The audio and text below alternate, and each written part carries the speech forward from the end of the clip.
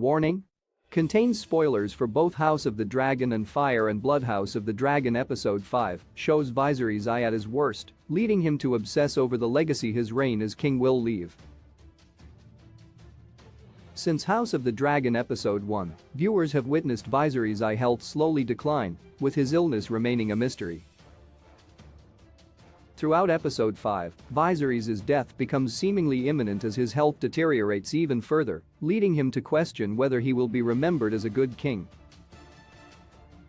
Viserys was the fifth Targaryen king to sit on the Iron Throne, although technically he wasn't the rightful heir to it. Following the death of his grandfather, Viserys ascended to the Iron Throne as his cousin, Rhaenys Targaryen, was deemed unfit to sit on the Iron Throne due to her sex, and her son Laenor being of the House Valyrian. Viserys was the longest reigning Targaryen monarch, sitting on the Iron Throne for 55 years, his reign considered to be a prosperous one by most of Westeros. Due to his grandfather's popularity, Viserys became determined to follow in his footsteps as a peaceful and beloved king. The people of Westeros were optimistic about Viserys' reign, with House Targaryen at its most powerful since the doom of Valyria. However, despite Viserys' good-willed nature, he doesn't go on to be remembered as a good king by the rest of Westeros.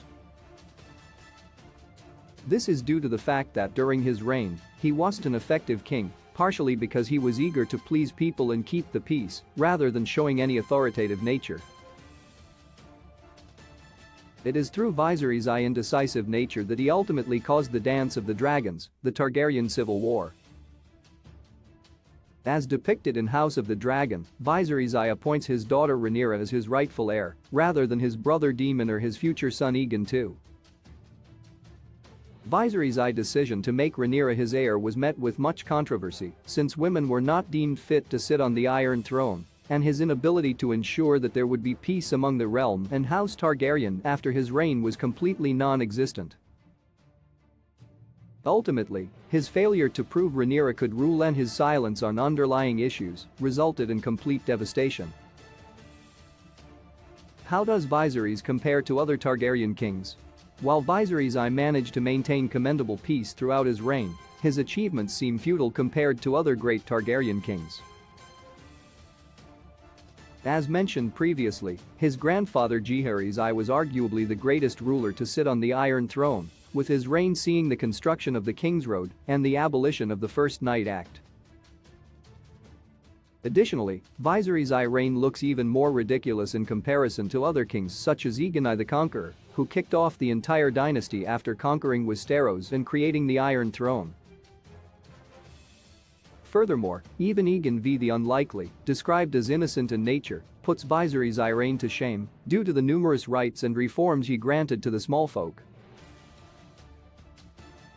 Despite many other great Targaryen kings overshadowing Viserys' right to be remembered as a good one, plenty still were far worse.